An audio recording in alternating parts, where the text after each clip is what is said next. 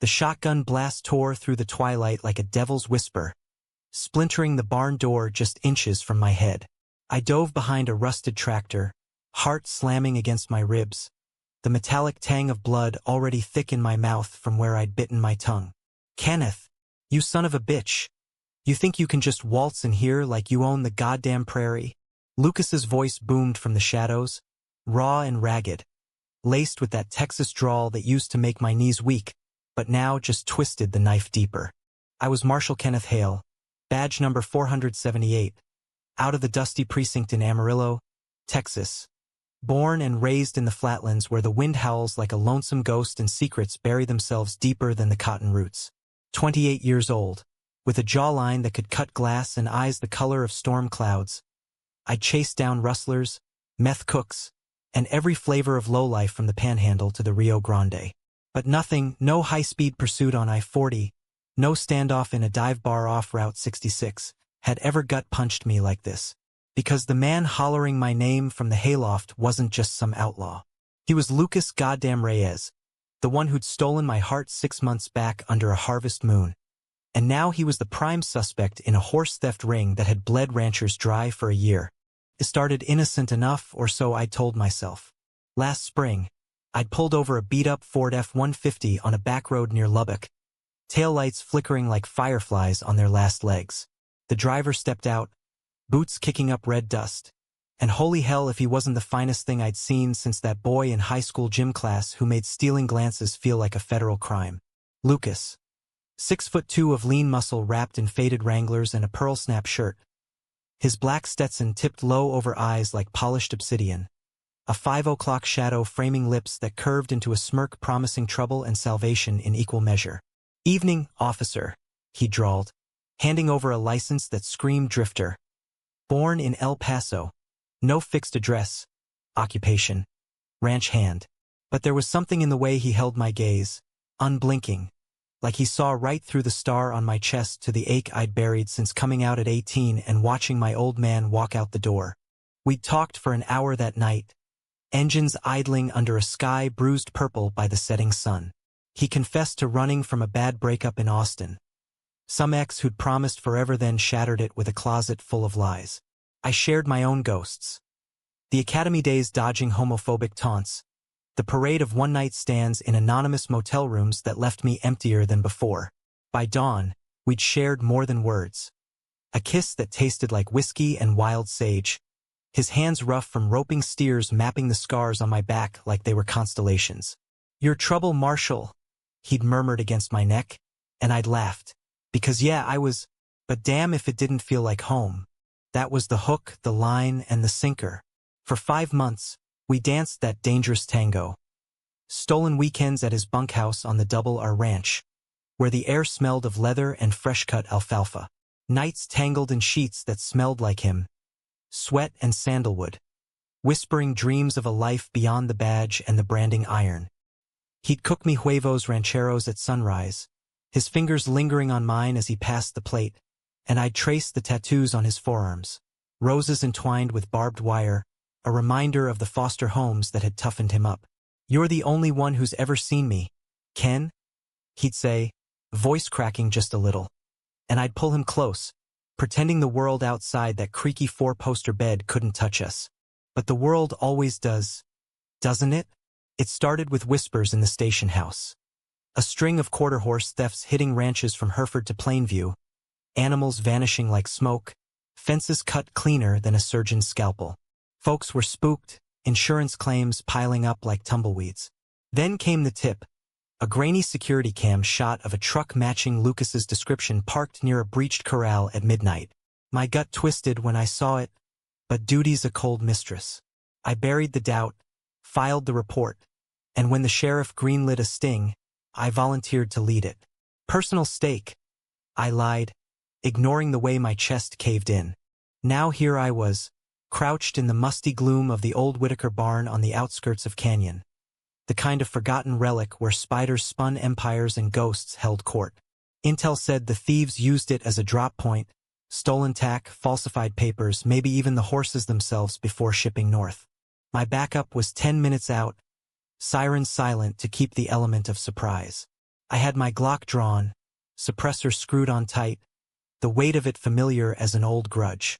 The air hung heavy with the scent of damp earth and decaying hay, and somewhere above, Lucas paced the loft like a panther in a cage. "Ken, darlin', you gonna hide all night, or you man enough to face me?" His voice dropped an octave, that velvet edge creeping in, the one that had unraveled me in the dark. Footsteps creaked on the ladder, slow and deliberate. I edged around the tractor, peering through the gloom. Moonlight slanted through a high window, painting him in silver. Broad shoulders straining his chambray shirt, jeans slung low on hips that I'd memorized with my lips. His revolver hung loose in his holster, but his eyes, God, those eyes, burned with a fury I'd never seen, mingled with something sharper, like betrayal's own blade. I stepped out, badge glinting like a fool's promise. "Lucas Reyes, you're under arrest for grand theft equine and conspiracy. Hands where I can see 'em." My voice came out steadier than I felt, but inside, it was a storm, love and law colliding like thunderheads over the Llano Estacado. He laughed, low and bitter, the sound echoing off the rafters. "Arrest? That's rich, coming from you. After everything." He holstered his gun with exaggerated slowness, but his free hand dipped into his pocket, pulling out a crumpled envelope. "Read it, Marshal. Then tell me who the real criminal is." I snatched it, unfolding the paper under the faint glow of my flashlight. It was a love letter, all right, my handwriting, scrawled in a moment of weakness after a fight, promising I'd quit the force, run away with him to some nowhere town in New Mexico where no one gave a damn about badges or bloodlines. "Forever yours, Ken." The words blurred as rage and shame flooded me. How had he kept it? Why wave it now like a white flag soaked in gasoline? "You think this changes anything?" I snarled, crumpling it back at him. But my hand trembled, and he saw it, the crack in the armor. "It changes everything," he shot back, stepping closer. Close enough I could smell the faint trace of his cologne mixed with horse sweat. "You swore you'd have my back. But here you are, gun drawn on the man you said you loved. Who's the betrayer now?" The word hung between us, heavy as a noose. Before I could fire back, a shadow shifted in the loft. A third figure, hooded and silent, dropping a coil of rope that thudded to the floor like an accusation. Lucas's eyes flicked up, widening in genuine shock. "What the?" That's when the real ambush hit. Not from Lucas, but from the darkness behind him. A figure lunged, knife flashing in the low light, and the world exploded into chaos. I fired on instinct, the suppressed pop barely audible over Lucas's shout. The attacker crumpled, but not before the blade sliced across my arm, hot pain blooming like a rose in hell. I staggered, blood soaking my sleeve, and Lucas was there, catching me, his arms iron bands around my waist.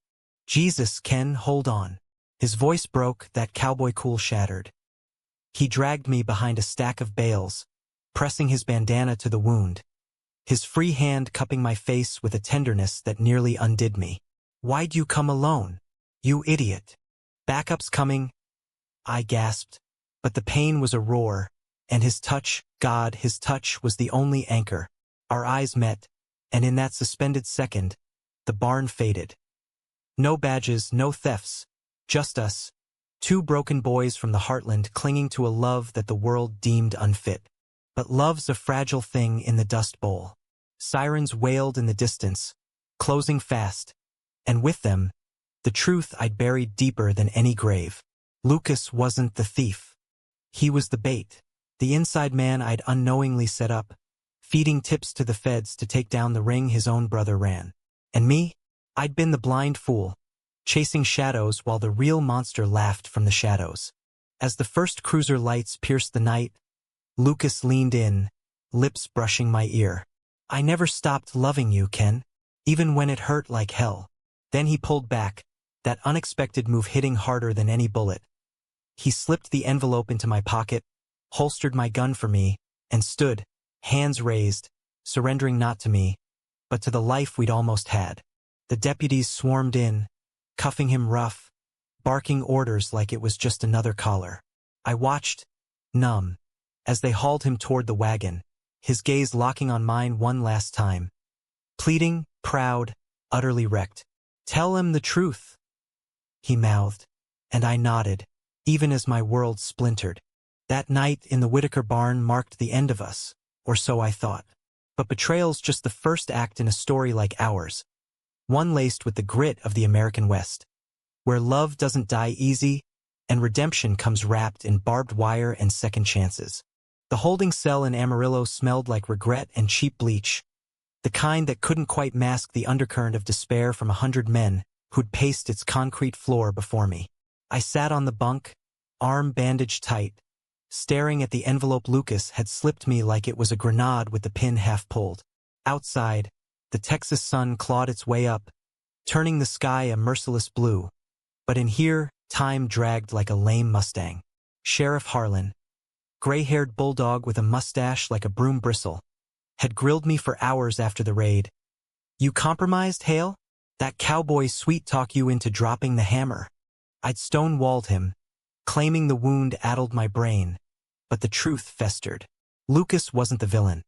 His brother, Marco Reyes, was the kingpin, a ghost from their shared past who dragged Lucas into the fringes of the theft ring as a reluctant scout. And I'd been the spark that lit the fuse, too lovesick to see the signs.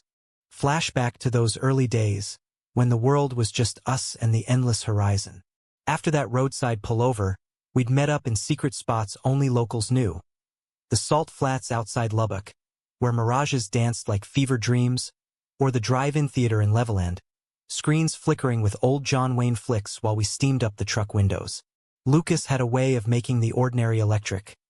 A brush of his thumb across my knuckles during a diner milkshake, or the low hum of his guitar under starlight, picking out melodies that echoed the ache in my chest. "What's a marshal like you doing with a saddle tramp like me?" he'd tease, but his eyes held real fear, the kind born from years of being the gay kid in a town where faggot was both slur and sport. I'd grown up in a shotgun shack on the edge of Amarillo. Dad a roughneck on the rigs until black lung took him young, Mom waitressing doubles at the Golden Spur to keep the lights on. Coming out was like declaring war on the only family I had left. She hugged me tight, whispered, "I love you anyway." But the distance grew, mile by unspoken mile. The badge was my armor, law enforcement a family that demanded loyalty above all. Until Lucas. He cracked me open, made me believe in something softer than justice. Passion that burned hot as a branding iron, tender as rain on parched earth.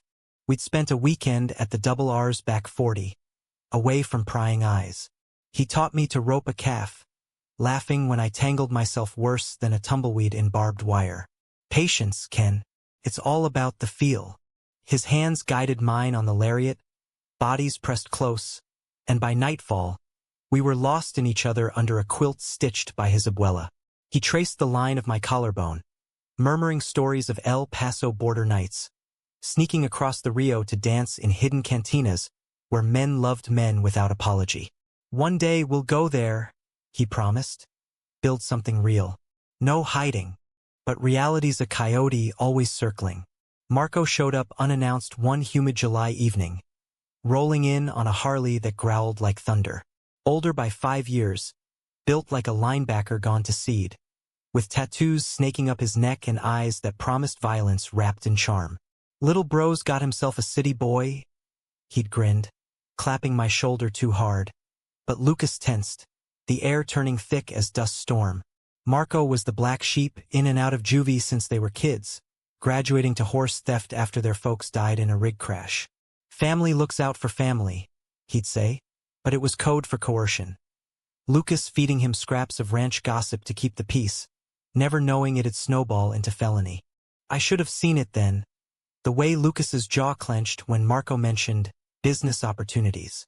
But love blinds, and I was mesmerized by the man who sang me to sleep with corridos, who held me through nightmares of Dad's funeral, where the preacher droned about sin like it was scripture.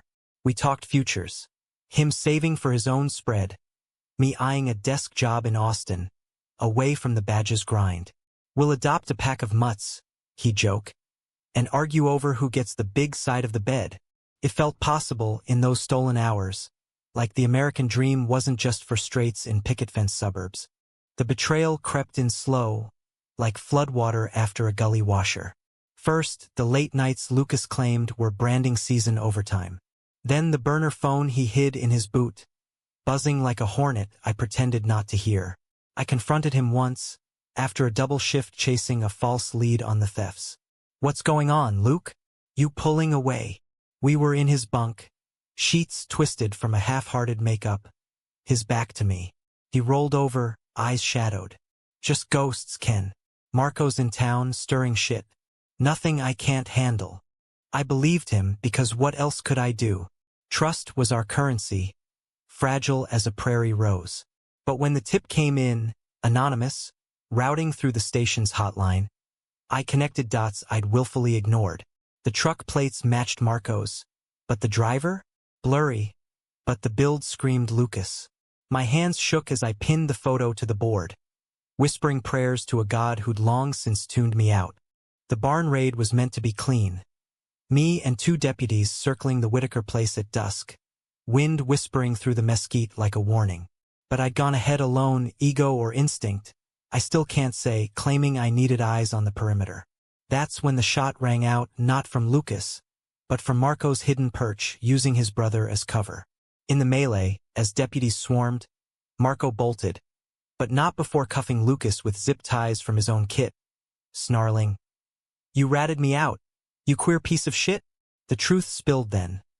Lucas had gone to the feds months back, bartering immunity for turning state's evidence. But he'd shielded me from the details, fearing it'd taint us. In the cell block now, I unfolded the envelope again, tracing my own words like a death row confession. "I can't lose you," I'd written. "Not to the job, not to the lies we tell ourselves." Irony's a cruel joker. Harlan burst in then, face like chewed leather. "Your boy's singing, Hale." Points the finger at Marco, but swears you two go way back. "You holding out." I met his gaze, the weight of it all crashing down. "He's clean, Sheriff. And yeah, it's personal." The admission hung, electric, but Harlan just grunted, tossing keys my way. "Process him out. But watch your back. Marco's kin don't forget." Visiting hours were a farce. Just a metal table bolted to the floor, fluorescent buzz overhead like angry bees. Lucas shuffled in, orange jumpsuit swallowing his frame, wrists chafed red. He looked smaller, the cowboy swagger stripped away, but when he sat, that spark flickered, defiant, alive. "Ken," he breathed, like my name was oxygen. "I'm getting you out," I said, sliding papers across. Bail's posted, anonymous donor, probably some Fed suit. Marco's holed up in a flop outside Clovis. "But you're free till trial." He didn't touch them, just stared, hurt carving lines around his mouth. "Free? You think cuffs are the only chains here? You came at me with a gun, man, after I laid it all bare." Guilt clawed up my throat. I was wrong, blind. "But I love you, Luke. Always have." The words tumbled out, raw as an open wound, and for a heartbeat, his hand twitched toward mine, bridging the divide. Then the buzzer sounded, time up. He stood, pausing at the door. "Love's not enough if it's built on secrets. Fix this, Ken. For us." The gate clanged shut, echoing my resolve. Outside, the range called, vast, unforgiving, but ours if we fought for it. Marco was the shadow we had to outrun, but the real battle was within. Could 2 men forged in the fire of the heartland rebuild from ashes? As I drove into the sunset, dust devils swirling like omens, I gripped the wheel tighter. The road ahead twisted like our fate, full of pitfalls, but lit by the promise of dawn. The Clovis flop house squatted on the edge of town like a drunk forgotten by last call, neon vacancy sign flickering erratically against the New Mexico sky. It was past midnight when I rolled up, Lucas's old Ford borrowed under the guise of evidence recovery. My service revolver tucked in the glove box like a guilty secret.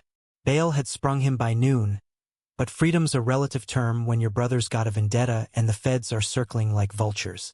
We'd met at a roadside tamale stand off Highway 84. Him in a clean shirt and jeans that hung loose, me nursing black coffee to wash down the regret. "We take Marco down together," I'd said. And he'd nodded, that quiet steel in his eyes saying more than words ever could. No kisses then. Not yet. Just a shared look that stitched us back, thread by fragile thread. Now, alone in the shadows, I crept toward the back alley, the air thick with the scent of fried onions from a nearby taqueria and the faint rot of desperation. Intel from a CI painted Marco holed up in room 7, nursing wounds from the barn scrape and plotting his next score. But this wasn't just about the law anymore. It was personal, a reckoning for dragging Lucas into his web of thefts and lies.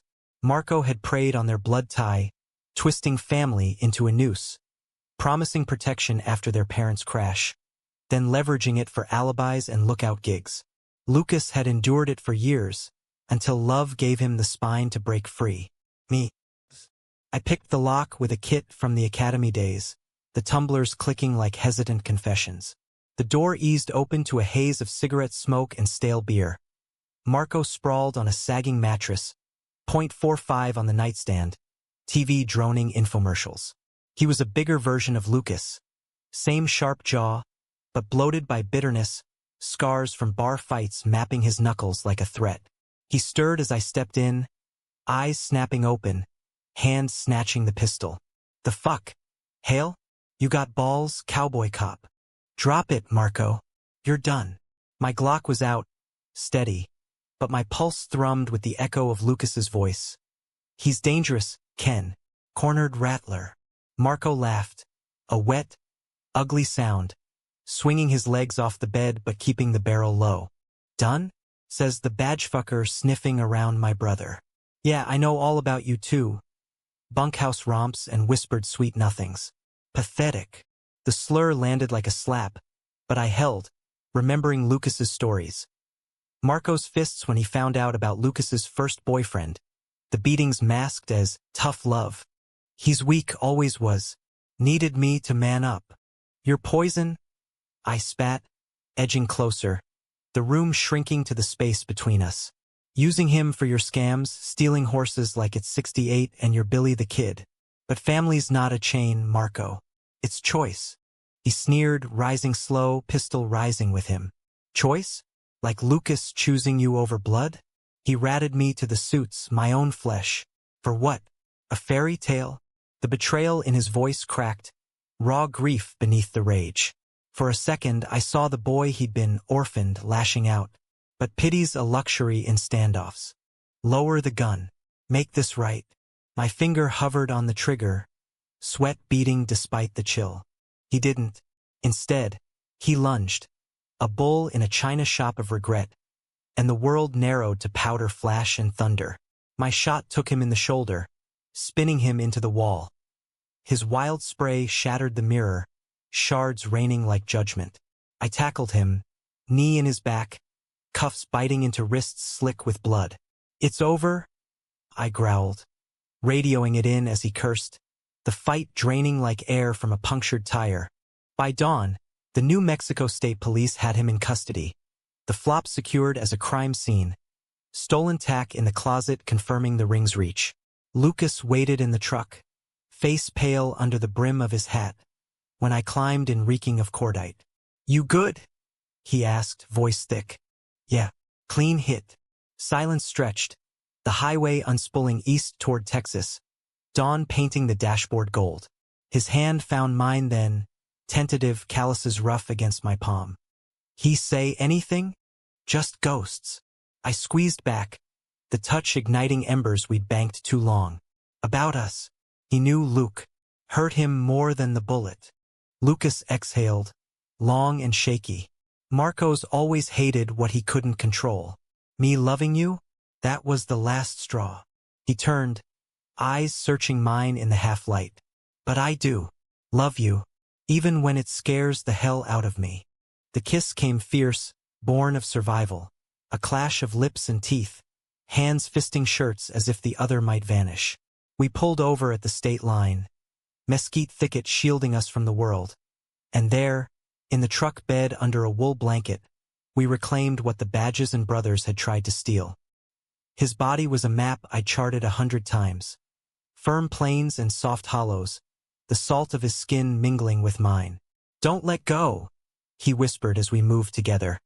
Rhythm like a heartbeat synced to the land's pulse. It was more than release. It was vow, sealing cracks with sweat and sighs. But romance in the rear view is fleeting when the road forks. Back in Amarillo, the feds descended, suits from the Bureau's ranch crime unit, piecing together the rings web that stretched to Oklahoma auctions. Lucas's testimony was gold, immunity his shield, but the spotlight burned. Whispers in the station about the marshal's informant boyfriend. Sidelong glances from deputies who'd once slapped my back. Harlan called me in, door shut tight. This complicates things, Hale. Fraternizing with a material witness? Brass is sniffing. I'm clean, I countered, but doubt gnawed. Lucas crashed at my efficiency apartment, a shoebox overlooking the stockyards, where the lowing of cattle at dawn mirrored our restless nights. We'd cook breakfast burritos, him chopping onions with that focused grace, me stealing bites from his fork, laughter bubbling like it could drown the tension. Evenings, we'd walk the Canadian river banks, hands brushing, talking futures again, him eyeing a spread near Tucumcari, me pondering resignation. We could make it work, he'd say, arm around my waist. Two queers against the world. Yet shadows lingered. Anonymous calls to the house line, heavy breathing and hang-ups. A slashed tire on my cruiser parked outside the precinct. Marco from his cell or remnants of his crew. Paranoia seeped in, turning every creak into conspiracy. One night, after a double shift, I came home to find Lucas hunched over my laptop, screen glowing with case files I'd left open. Names, routes, the underbelly of the thefts. What the hell? I barked, slamming the door. He startled, face ashen. Ken, there's more. Marco mentioned a partner, some big rancher bankrolling it all. I recognized the initials from his burner texts. Rage flared, hot and irrational. You went through my shit? After everything. It's not like that. He stood, hands out, placating. I'm trying to help. To end this. But trust, once cracked, spiderwebs. Or bury it deeper. You hid Marco for years. How do I know this isn't another layer? The words poisoned the air. His flinch a knife twist. I'd never. He stopped, hurt etching deep. Maybe I should go, before I drag you under. The door clicked shut behind him that night, soft as a finality. I collapsed on the couch, the apartment echoing empty, the river's murmur outside a dirge. Love's a wildfire in dry grass, beautiful till it consumes. But dawn brought clarity. I couldn't lose him to my fears. Grabbing keys, I tore toward the double R, heart pounding like a war drum. He was in the corral, saddling a gelding, dawn light gilding his silhouette. Luke, I called, dismounting my borrowed mare.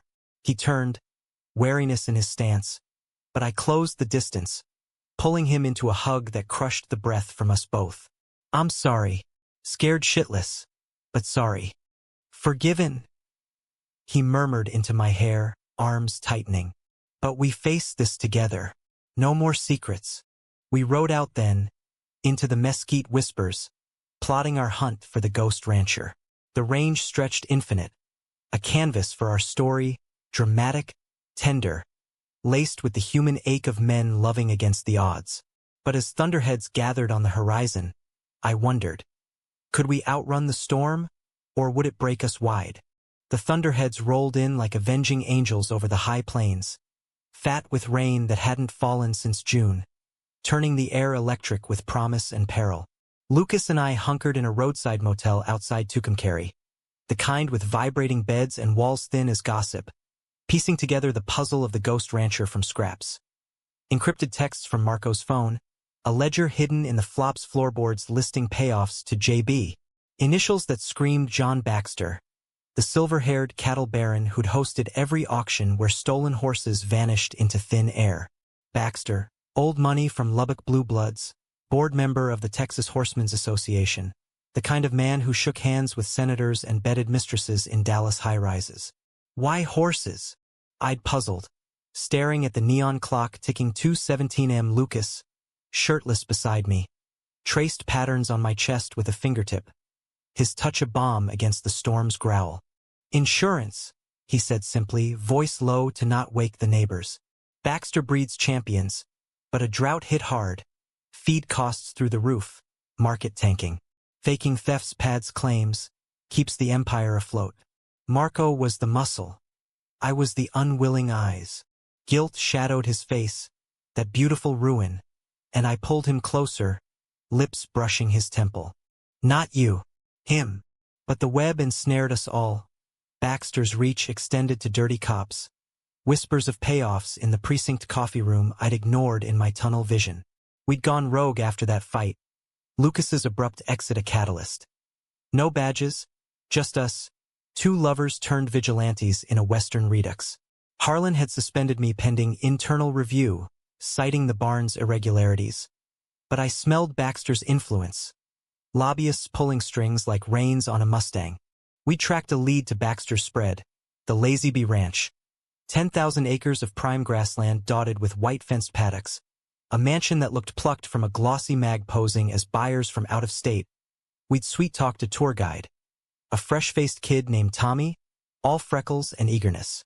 Finest bloodlines in the Southwest, he'd boasted, leading us through barns gleaming with polish, Arabians prancing like royalty. But Lucas's I caught it. A far corral, chain link high and guarded. Horses they're skittish, brands fresh over. Stolen stock, laundered for auction. That's them, he'd whispered as we slipped away under cover of a cattle drive distraction. Hearts hammering. Night fell like a curtain, moonless and mean. As we cut the fence with bolt cutters, the snip echoing like a gunshot in my soul. Inside, the air hummed with equine unease. Whinnies soft as pleas, the scent of fierce sweat mingling with hay. We rigged trail cams from Lucas's kit, snapping evidence. Quarter horses with mismatched papers, a ledger in the tack room detailing shipments to black market buyers in Juarez. Jackpot, I breathed, but triumph soured fast. Headlights pierced the gloom. Baxter's security, two trucks barreling our way, spotlights sweeping like accusatory fingers.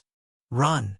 Lucas hissed, grabbing my arm, but I froze, spotting a figure in the lead truck's cab. Harlan, my sheriff, badge glinting false under the floodlights. Betrayal hit like a gut shot, doubling me over.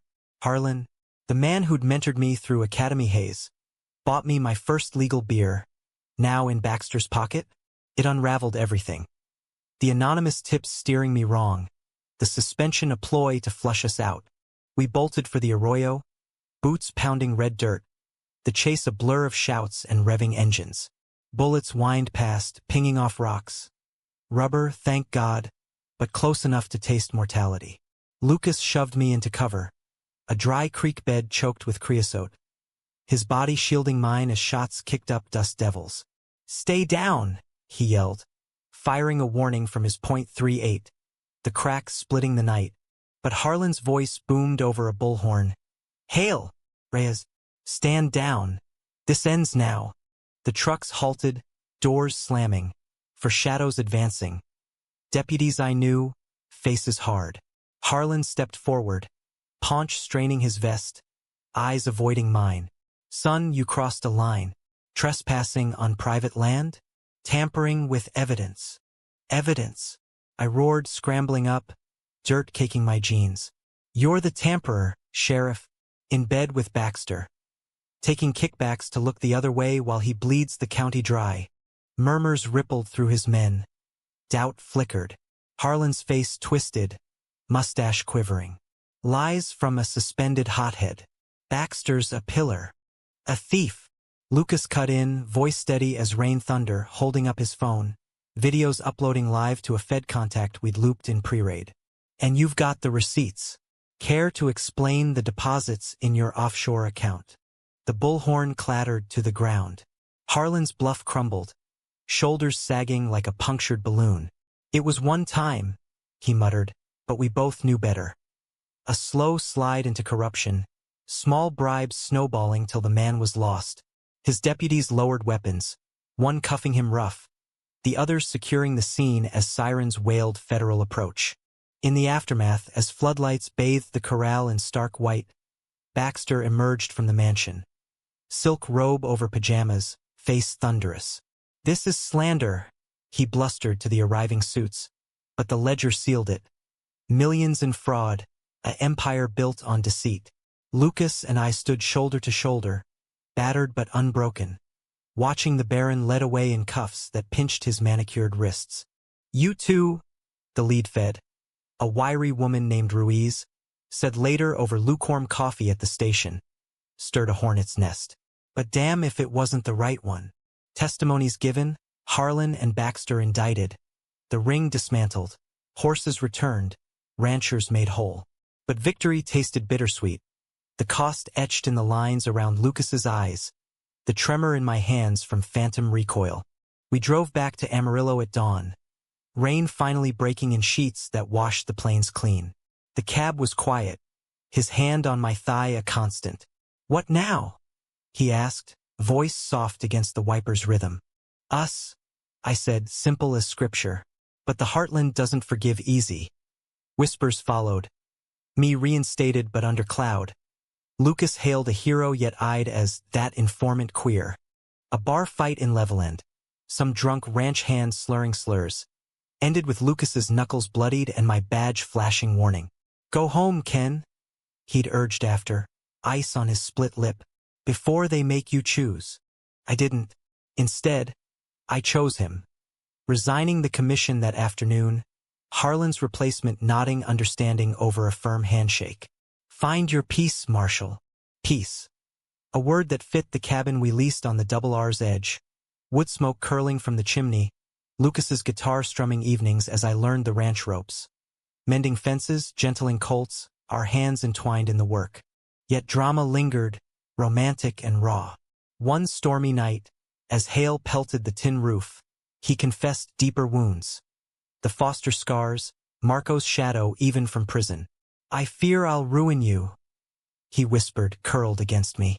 I kissed the doubt away, bodies merging in the thunder's roar. Slow, sacred, a liturgy of limbs and longing. "You save me," I breathed, and in his surrender, I found absolution. But the plains exact tolls. A letter arrived weeks later. Marco from Huntsville, penitent scrawl begging forgiveness. "Tell Luke I'm sorry. For everything." It cracked him open, tears hot on my shoulder as we burned it in the fire pit, ashes scattering on the wind. Human frailty laid bare. Villains made men, love the fragile glue. As summer faded to amber, we stood on our porch, watching sunsets bleed the sky, hands laced. The betrayal's echo faded, replaced by this two souls, scarred and steadfast, carving a life from the dust. But whispers of greater storms loomed, a trial on the horizon, where truths would spill like blood. Could our love weather it, or would the gales tear us asunder? The Huntsville courthouse loomed like a tombstone under an October sky, gray and gravid with the promise of winter's bite. Trial day dawned crisp, the Llano Estacado wind carrying the faint chill of change as Lucas and I rolled up in his restored Ford, polished to a gleam that belied the knots in our guts.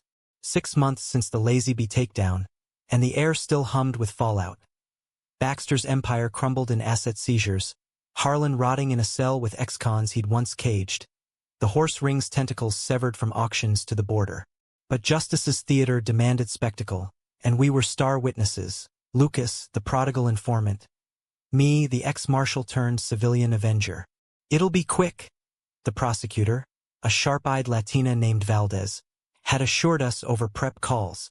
"In and out. Then you two get back to playing house." House. Our cabin on the Double R, humble as a hymn. Adobe walls warmed by a stone hearth, wildflowers in mason jars on the windowsill. A king bed where mornings blurred into lazy afternoons of skin and sighs. Life had settled into a rhythm sweeter than sin. Lucas breaking horses by day, his laugh echoing across the corral as I watched from the fence, nursing coffee and a love that grew roots deeper than the cottonwoods along the creek. Evenings, we'd grill steaks over mesquite coals, his arms slung casual around my shoulders, talking dreams, expanding the spread, maybe fostering kids like the ones who'd shaped him, showing them love wore many faces, none ashamed. But trials dredge graves. Marco's sentencing was bundled with Baxter's. Conspiracy, fraud, a litany of felonies stacking like cordwood. We debated testifying. Lucas torn, blood calling despite the scars. Me resolute, ready to bury the past. In the end, we walked in together, hands brushing in the hallway's hush. A silent vow amid the murmur of reporters and rancher victims in ill-fitting suits. The courtroom smelled of polished oak and old grudges, fluorescent hum underscoring the judge's gavel rap. Marco sat shackled at the defense table, gaunt in orange, eyes hollowed by months of isolation. When our gazes met, it wasn't hate, just weary recognition. Brothers forged in fire, now ash. Baxter, beside him in a tailored suit gone rumpled, sneered from his perch, but the fight had leached out, leaving a husk. Valdez called Lucas first. He took the stand steady, Stetson doffed, voice clear as a bell despite the tremor I knew lurked beneath. My brother. Marco pulled me in young, said it was survival after Ma and Pa. But it twisted us. He detailed the thefts, the midnight fence cuts, laundered brands, Marco's iron grip masked as brotherhood. I stayed silent too long, feared losing him. Then I met Kenneth. A pause, the room holding breath. He met my eyes across the aisle, soft with that private fire. He showed me family ain't blood, it's choice. I chose right. Gasps rippled, subtle. But there, the heartland's undercurrent of discomfort with truths unvarnished. The defense hammered him. So you betrayed kin for a lover? Motive for lies? Marco's lawyer, a slick Austin import, leaned in venomous. Lucas didn't flinch. Betrayal? Staying silent while innocents lost livelihoods. That's betrayal. Love gave me the courage to end it. My turn came next, the stand a confessional under oath. I laid it bare. The barn ambush, Harlan's corruption, the Clovis shootout. Facts cold as case files, but laced with the human heat of it all. These men profited on trust, I said, voice steady. Twisted loyalty into crime. But redemption's possible, if they own it. Baxter's testimony was a farce. Bluster crumbling to please. Empire excuses ringing hollow. Marco's cracked him open. Rising slow, chains rattling, he faced Lucas across the well. Hermano, he choked, tears carving tracks in prison pallor. I failed you, pushed you into shadows, 'cause I couldn't face my own. It was raw, unscripted, apology laced with ache. The boy beneath the beast surfacing at last. Lucas nodded, a single tear escaping, and in that moment, forgiveness flickered. Not absolution, but a bridge over the chasm. The judge's hammer fell by afternoon. Baxter, 20 years, no parole. Marco, 12 with time off for cooperation. A nod to the remorse that rang true. As deputies led them out, Marco paused by Lucas, whispering through the rail. Be happy, Luke, for both of us. The door clanged, final as a full stop. But in the emptying courtroom, catharsis bloomed. Victims clasping our hands. Whispers of thank you, like rain on drought. Outside, reporters swarmed, flashes popping like gunfire. Questions a barrage. Marshal Hale, is it true you're in a relationship with the witness? I pulled Lucas close, his arm around my waist a shield. Damn right, I said, chin high. And we're just getting started. The headline next day in the Amarillo Globe. Lovers bust planes Ponzi? Heartland heroes or scandal? We laughed over it at breakfast, clippings pinned to the fridge like badges of our own. Winter settled gentle that year, snow dusting the Llano like powdered sugar, turning the range a wonderland. We hosted a small gathering at the cabin. Tommy the tour kid, now a ranch hand. Valdez, off-duty in jeans. A few double our hands who'd warmed to us over shared beers and barn dances. Laughter filled the rafters, stories swapped like currency. And as snow fell soft outside, Lucas pulled me to the porch, breath fogging in the cold. You think we made it? He asked, forehead to mine. I kissed him slow, snowflakes melting on our lashes.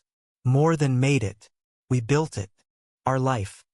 Mornings roping calves side by side, his hands steadying mine on the rein. Afternoons in the hayloft, passions rekindled amid the scent of Timothy. Bodies a testament to endurance. Evenings by the fire, his head on my lap as I read aloud from Steinbeck. Grapes of wrath turned to grapes of grace. Drama lingered in echoes. Letters from Marco, sparse but sincere. Rebuilding bridges brick by tentative brick. Media calls for our story, which we politely declined, guarding our peace. But the heartlands softened too. A pride flag fluttering at the county fair. Whispers turning to welcomes in the Golden Spur booth. Human nature, resilient as prairie grass after fire. One spring dawn, as colts gambled in the pasture, Lucas knelt in the dew-kissed grass, ring glinting in his palm. A simple band of turquoise and silver, Navajo crafted. "Marry me, Ken," he said, voice rough with emotion. "Not for show. For us. Forever in the dust and the stars." Tears blurred my yes, our embrace fierce against the rising sun. The wedding was small. Under a live oak on the double R, vows exchanged with the wind as witness. Rings sealing promises etched in trial and triumph. No by kitsch, but a quiet victory. Two men, gay and proud in America's vast heart, proving love's the truest law. Years later, with a string of fosters turned sons under our roof, boys learning to ride and to love without fear, we'd sit on that porch, his hand in mine, watching sunsets paint the sky in fire. Betrayals faded to footnotes, conflicts to chapters closed. What remained was human, profound. A romance woven from the plains warp and weft, romantic as a ballad, dramatic as a dust storm, ending not in tragedy, but in the steady beat of hearts aligned. In the end, the Cowboys' unexpected move wasn't the barn surrender, but this choosing us every damn day.